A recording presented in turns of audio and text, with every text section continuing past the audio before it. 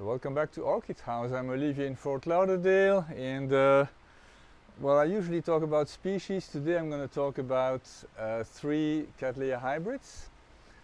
And obviously, I mean, here in America at least, I would say that Cattleyas and Phalaenopsis are the most popular orchids, for good reasons. I mean, they are beautiful. They also tend to last a while. So the three I'm going to showcase today are older, quote-unquote older crosses. I have my cheat sheet because the name sometimes and then and what's in the background and the date are tough to remember. I start with this one, which opened yesterday. It has a fantastic rose fragrance. So this is the youngest of the three hybrids I'm going to show you. It was registered in 2010. And so it's an RTH, which means Rhyncattleanthe. So you have Rhyncholaeliocattleya and Cattleanthe in the background. And this is Qing Ming, that's the cross. And then I think Beauty, Beauty is the clonal name.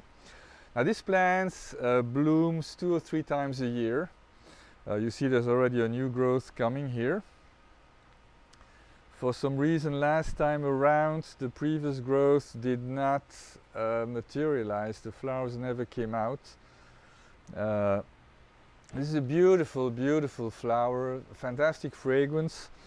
I've had it for years now. I mean, it has bloomed many times.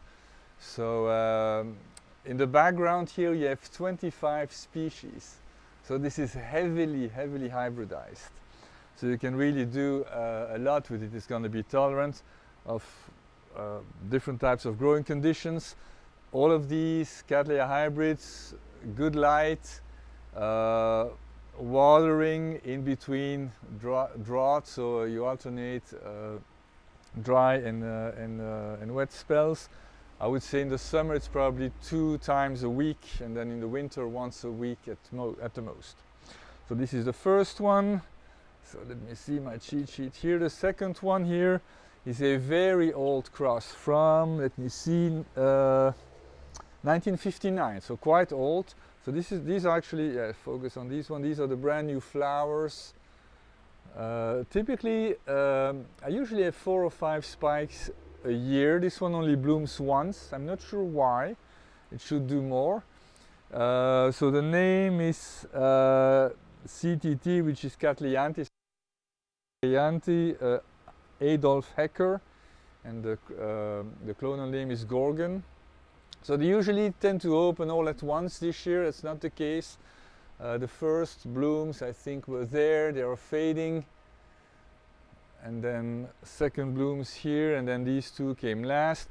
Fantastic fragrance. The first one was rose-like. This is, I don't know how to describe it, it's a mix of sweet and flowery, but extremely pleasant, very strong.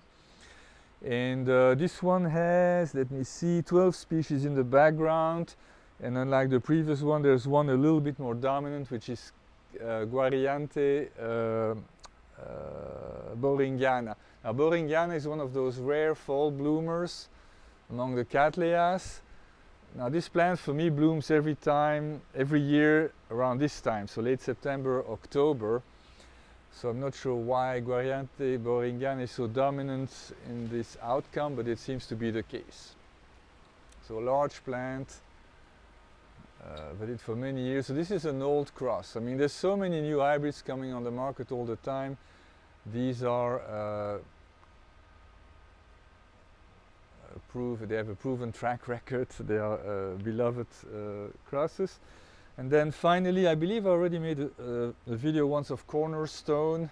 Just look at this flower here. I mean, they can be 19 or 20 centimeters, almost 8 inches wide. Again, extremely fragrant. These ones I never stake. The first one needed to be staked because, especially last night, we had a lot of rain, so the whole thing came kind of crashing down. It even risks breaking. And then this one here, I mean, the flower is so heavy that this time it seems to be tucked in there, so that should be okay. But many times I have to stake this as well.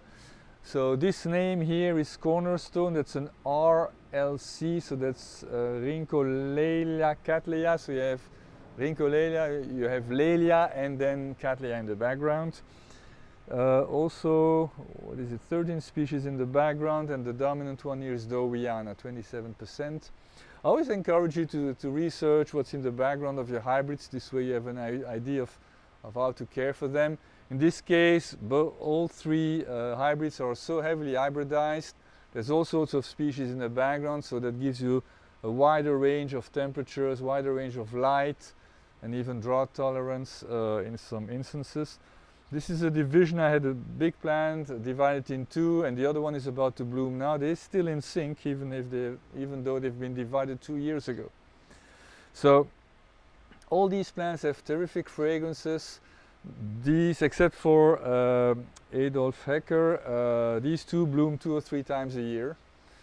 I mean, strong growers, beautiful flowers, fantastic fragrance. So what's not to like? So again, I wanted to go into hybrid territory rather than always talking about species. So this is your hybrid sequence with me today. Thank you very much for tuning in, and I will see you next time. Bye-bye.